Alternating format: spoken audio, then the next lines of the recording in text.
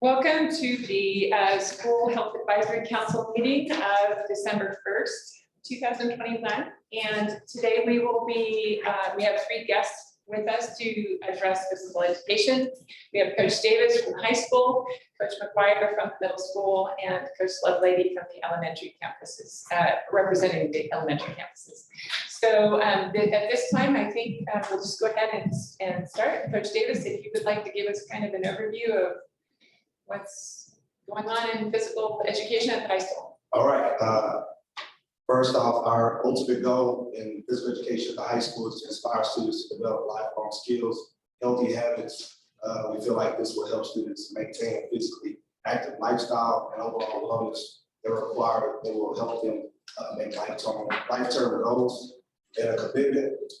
Typically, I see my kids every day in PE, and it's 50 minutes a day. And to start off, every day we come in, we take roll in class. From there, we'll line up and we'll do stretching. We'll do static stretching. And then from there, we'll go into calisthenic stretching every day. We'll work on flexibility. Then after we do our stretching, we go into cardiovascular endurance, and we'll walk on Mondays and Wednesdays. We typically walk 1.5 miles. Some kids elect to run, some kids elect to walk. In my class, as long as they're moving and they're being active, I can appreciate that. I tell them thank you. From there, on Mondays and Wednesdays, once we do our cardio work, we'll go into a skill, and we play several different games throughout the years. We play individual sports, and we play also team sports. The skills right now, I'll give you an example. We're playing badminton. So we'll go through the skills of how to play badminton. We'll go over rules. We'll talk about how to officiate the game and things to look forward to playing. Once we work on those skills, we'll get into the game aspect of it later on, and then we'll just play games. Each kids will pick their teams, and we'll play games. That's Mondays and Wednesdays. Tuesdays and Thursdays, we typically do station work. Station work will include lunges, bicep curls, ab work. Then we do balance, and then we'll do some footwork activities such as ladders and cones. And then once we finish our station work, we'll play a different game again on Tuesdays and Thursdays. Fridays, we do a quick cardio. Cardio usually lasts for about 35 minutes on Fridays. And then once we finish the 35 minutes of cardio, we'll play some type of game, whether it's a backyard game or a board game. Sometimes we take in different stations and have Jenga in one station. We might have Connect Four in another station. We might throw cornhole in another station, and then washers at another station. Or we'll typically go outside and play kickball and things like that.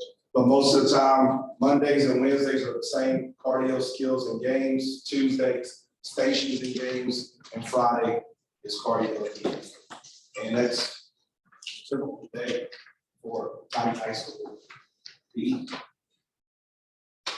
Are there any changes that you made for the life skills classes? Yes, ma'am. I don't do the life skill classes. There's some other coaches that do life skill classes, but the life skill classes do a lot of the same things that we do, but they just modify. A lot of the games, the balls are a lot bigger, the nets are a lot bigger, and they modify so everybody can be able to play the game. And also, I didn't mention the fitness grant. We do the fitness grant and those things. At the beginning of the year, all the kids are evaluated. We get height, weight, see how many push-ups they can do, see how many curl-ups they can do. Then we'll do the pacer, and then we'll get a baseline at the very beginning of the year. And at the very end of the year, the kids can see the progress from the station, the things they worked on, so they can see that, hey, I really have made progress. I have lost weight. I have gotten stronger. So they're able to see that it really does work.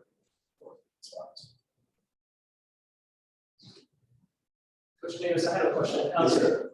Out of the student body at the high school, how many kids do you think are getting a PE credit through band or athletics versus through team? There's quite a few that take athletics and band. We have quite a few that, I mean, this year in PE, there was quite a few that asked to come to PE, which was fun. It's like to get out there and play games and stuff. It's like, we have quite a bit. Dance, I guess, too. Yes, it is, because I have Coach Owens in there. with me. So that's another thing that we covered, because I know that she had a dance class, so she brought over some of her classes over dance. She's our dance lady. I don't know the answer for me, but we covered that a little bit also. No dance. So there's, how many PE classes are there? We have 3. We have second period, third period, and fifth period. 3 PE classes a day. How many are in each? In each period, typically around anywhere from 35 to 40. And if they don't take PE, they can do ROTC, Yes, ma'am. band, or athletics, That's correct. or dance, or dance, that's right. Yes, that's right.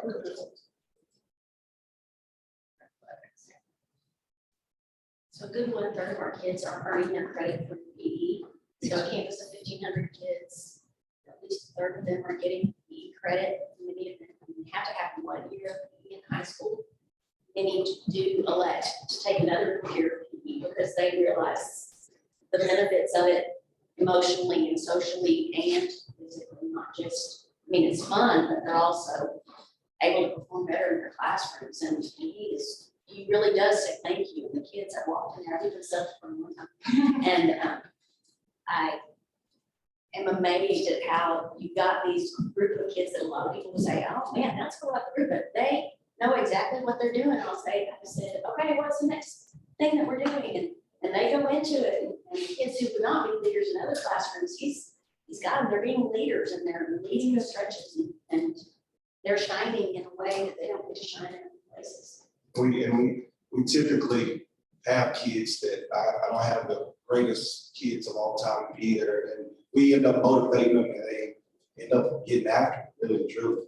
And on Mondays, we'll always give them a quote, some type of motivational quote to get them through the rest of the weekend. And on Wednesdays, we have a weekly tip, some type of health tip, whether it's eating habits, exercising, whatever it may be, hygiene habits, but we do all of that on Wednesdays also. But the kids, they come in sometimes a little shy, but once we start working, they understand we play games, they have to officiate, and we always say good game, teach sportsmanship and fair play and all those good things. And get them to get along. They come in class sometimes, everybody comes from different walks of life, they don't get along, but eventually we become good friends. Eventually.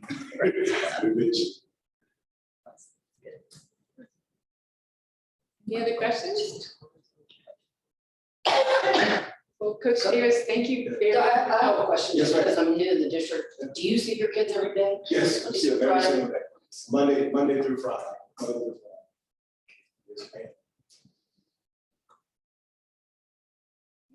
Coach Davis, thank you very much, and I know you have to get back because PE class.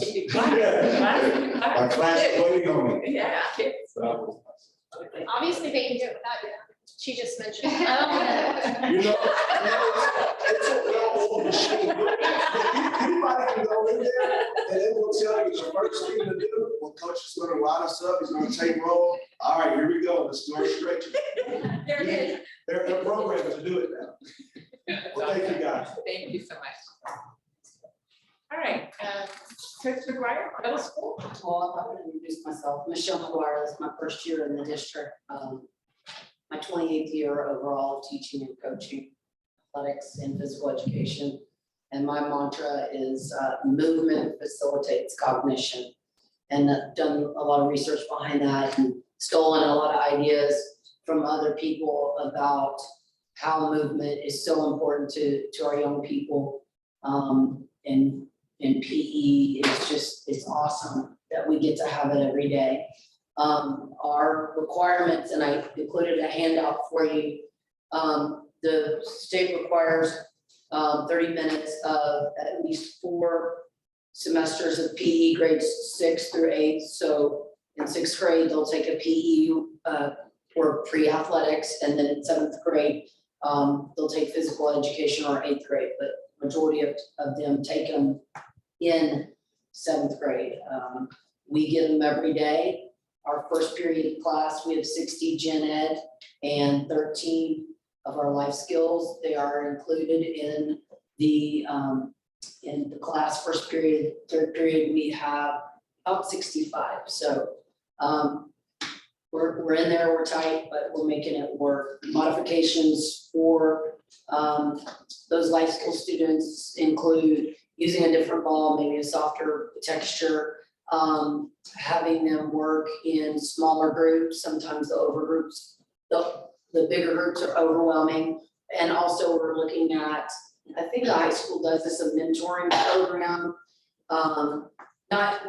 Not as formal, but taking a handful of students that excel in PE, that are kind, that like to help, and having them help while not stunting their growth.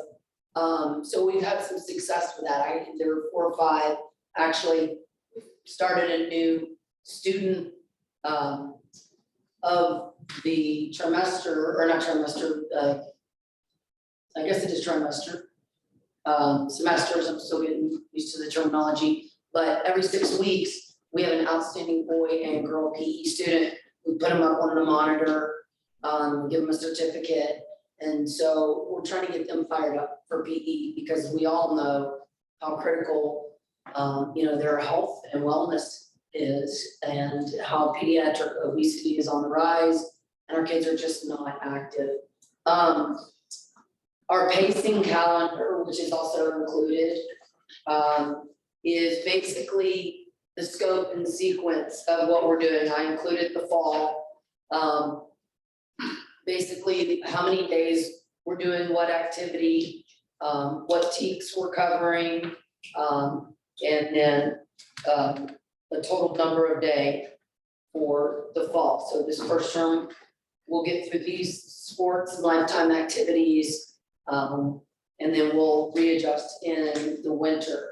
So the pacing calendar drives our lesson plans. I've included just a simple lesson plan for one of our classes with our objectives, and then our actual schedule of class, and then how we assess them. So that's kind of what drives the pacing calendar, which drives the syllabus, which I've also included about the course description, how we grade, our classroom expectations, responsibility, respect, our procedures, attire, and all of that we send home with the kiddos so that their parents and guardians have an idea of what we're doing. And for me, one of my goals for this year was to really build relationships. So these kids understand that PE is I'm a teacher first, and I'm there to teach physical education, and coaching is just icing on the cake for me. And we want them to feel like this is just as important to their health and wellness. We take care of the mind in the classroom, and the body in the gym, and a little bit of the respect and socialization comes into our lessons, and the kids have been really receptive to that. If they are in trouble and there are referrals in the classroom, we bring them over, which is very common in athletics. Your star player, hey, you're not acting right. But we do that now in PE, and they're like really, I think they're surprised that, why are we talking about, my behavior? I'm like, because we care about you. You're just as important as any student athlete here. So that's kind of the tone that I've been trying to take, and it seems to have been really helpful. The TEKS that are coming down the pipes, they were approved. They will go into effect August 1st. And I emailed just to make sure that will be what is going to be implemented in this school year. And I've included his contact information, Steve Wilder from TEA, and he sent me all of the changes. And there are, it's a lot more cohesive. The strands have been combined in several places, so it's a little bit more fluid. We've got the aspect more ingrained in our lessons now of respect and resolving conflict, and just being kind, which I think is really important. So that's what we're looking at. I guess for changes, for my day-to-day, we do the fitness grant. We do, collect data. We, start the year off, the curl ups, the, modified push-ups at the beginning of the year. We do flexibility, cardiovascular endurance, and we're not only just doing the test, we tell them what test is covering what component of health. So they know what those components, strength, endurance, flexibility, cardiovascular, in the body, and the BMI is what we're using. But we do the height and weight. So that's kind of our year. What our days look like is they come in, we take roll, get dressed, we do change every day, 7th, 8th grade, making sure that they know to take home their clothes. Hygiene is a conversation that we have.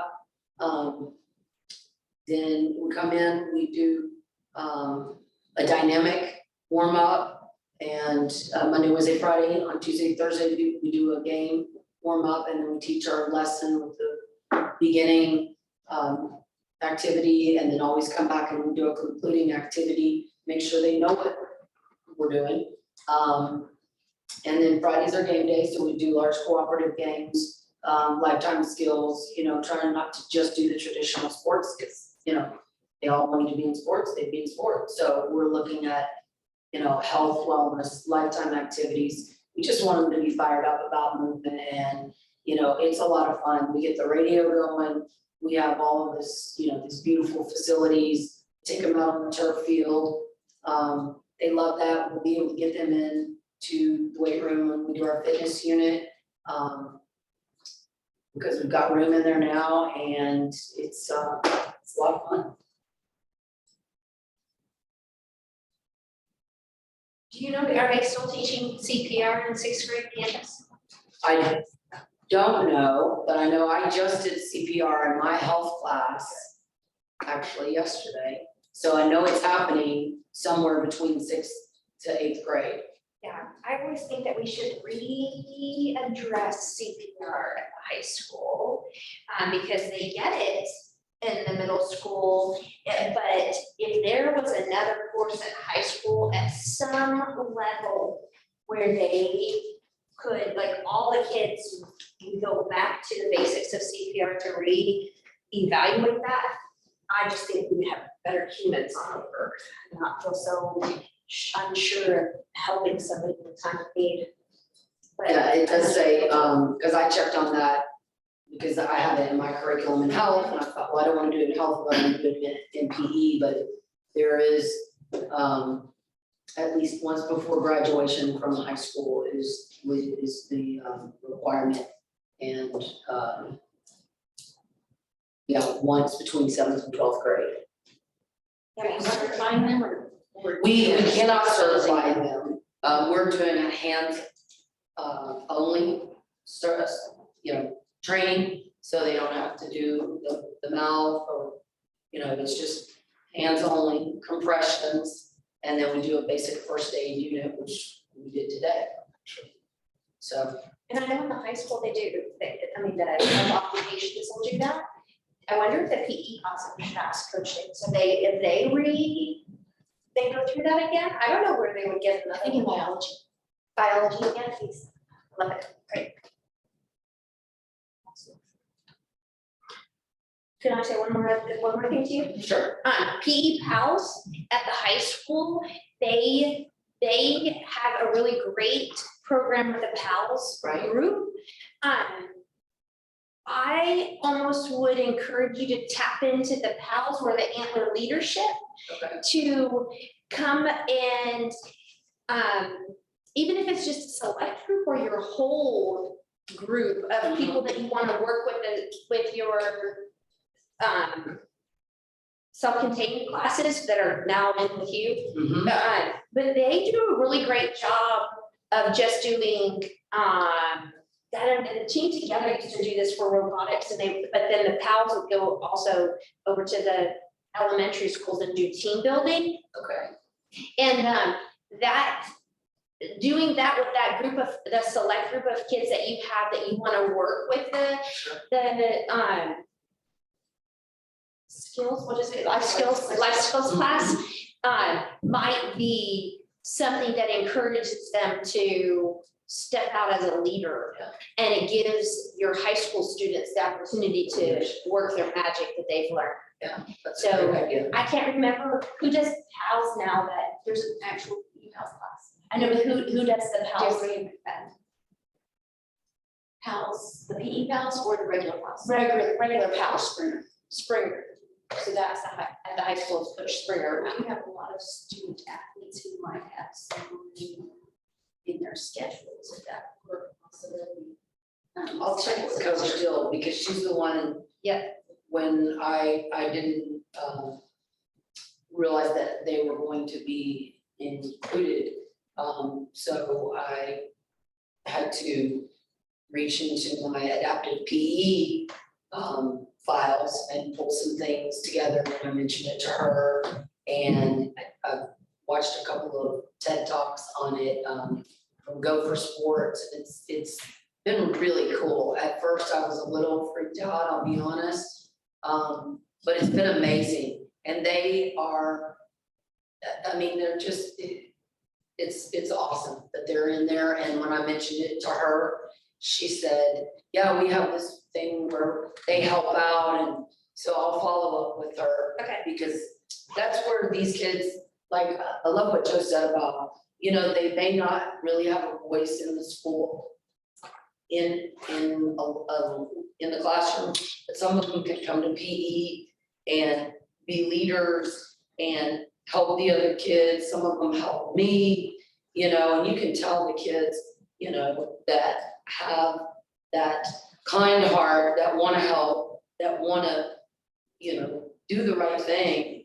You know, hopefully they'll think about growing up and being a teacher. But that's definitely something to look into, because we've got some great kids. We want to temper it with not making them always the mentor, because we want to challenge them too. So it would be great to have an actual mentor for them, and then work together and create that bond, you know. Is your email on here? It is on the second page. Okay, gotcha. I'll email you, but I'm gonna give you my card as well. That'd be great. But most of your kids who are in, they'll do sixth grade, then they do seventh grade. Do you have a lot of eighth graders who do PE that are not in athletics? No. Yeah, that's what I don't.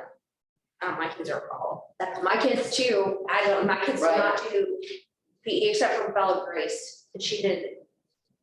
Yeah, I don't think she was ballsy enough to say, I don't have to be here. I'll be right back. Yeah, I know that they fulfill that requirement. We do have the substitutions at the middle school, you know, the interscholastic sports, junior ROTC.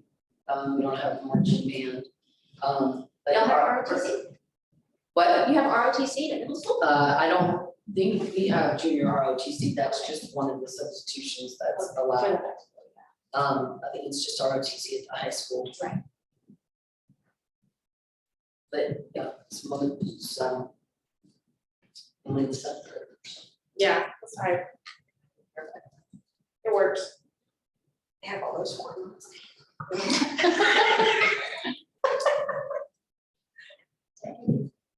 Any other questions? Coach McCrory, thank you very much. Thank you. Yeah, You're welcome. this really helps to get a picture. All right, Coach Lovelady, you're on. You got my nerves going. The great thing about teaching at the elementary level is you get to see all of the students.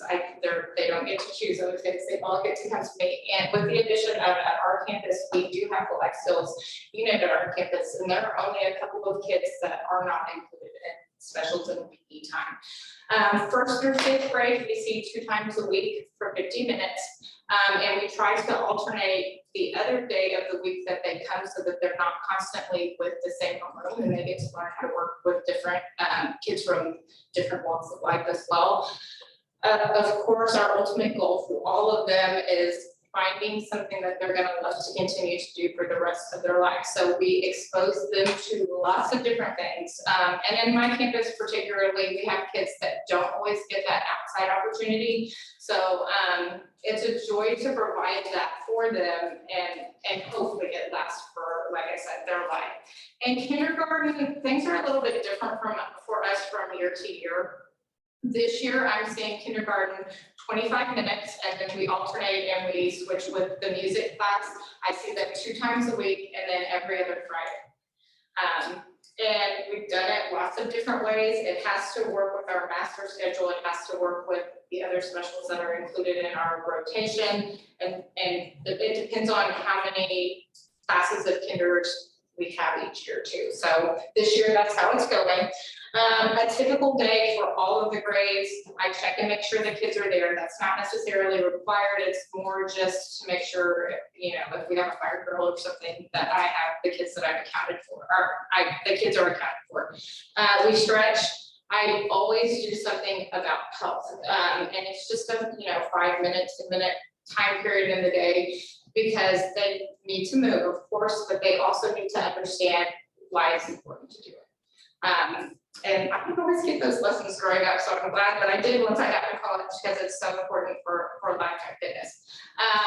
We warm up, and usually that's some sort of cardio warm up, and so it lasts at least 12 minutes. I switch those every week, so we don't do the same thing. Sometimes we go out to the track, sometimes we do relays in the gym, sometimes we disguise that fitness and we play a game that they don't realize they're running as much, because that's so important for them. Then typically we work on some skill work, and that skill work is reinforced in gameplay. And then at the end of the lesson, we wrap it up with whatever it is we're doing physically, and we sit down and we do something that is called a strong heart question that reviews that health information that we're learning. Second through fifth, this is just a very general scope and sequence. We typically, in all of our campuses are online here. We do volleyball, and then we go to football and gymnastics. Then it usually hits around fitnessgram testing time. Then we do basketball, track, and Little Olympics, soccer, and kickball, and baseball. And then of course there are things that are mixed in there that are not as specific, and like tagging games. And then dancing too, that's another one that we bring in the music teacher and collaborate with. Kinder and first grade, we work on personal and general space, underhand tossing, overhand throwing, gymnastics, basketball ball handling, tagging and boundary games, jump rope and stations, and soccer ball handling. And again, games are mixed in there between there. Our recess time counts as part of our PE activity time, so the kids get 30 minutes a day at recess. And I'll say that things have changed from year to year on that too. So last year we had specific zones that each homeroom stayed in with a coordinated activity. But because they were so restricted with only their homeroom last year, when we went back to school this year, we have opened that up to more of a free play that kids very much need for their social skills. So there are pros and cons, of course, to both of those. We, not in PE, but as part of just getting some extra activity time as a campus, we offer from year to year, some of these vary, but we've done like a morning walking time and track time before school even starts. There are sometimes after school PE groups, like I run a Dynamic Dolphins, which is just a select group of kids after school that get to come and do extra PE. We've had health and fitness nights, we've had dance nights, we've had family specials nights. PS part of that. And we also have something with music called Drumtastic, which is combining music and drumming on these cool little balls. It's really amazing.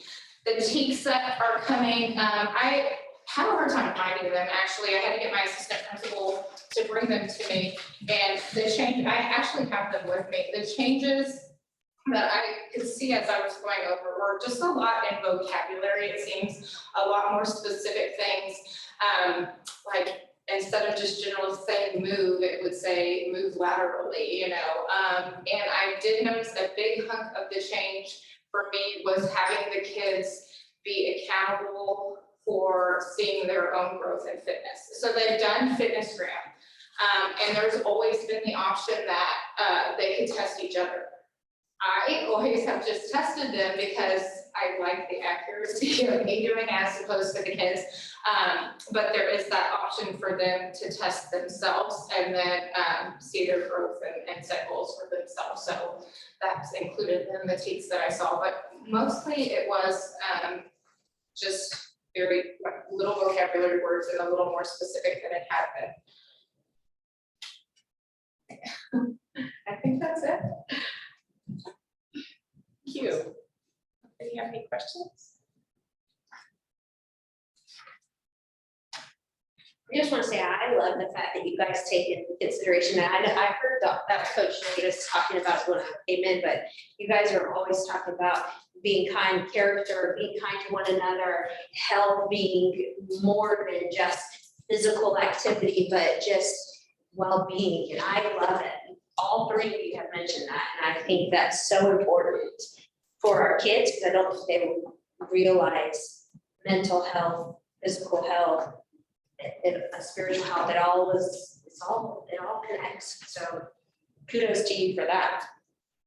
Well, and a great place to practice some of that kindness and working together, and then hopefully those skills also can carry over into the classroom and they're collaborating. So just a great place to learn. Healthy Competition. Healthy competition. Yeah, very good.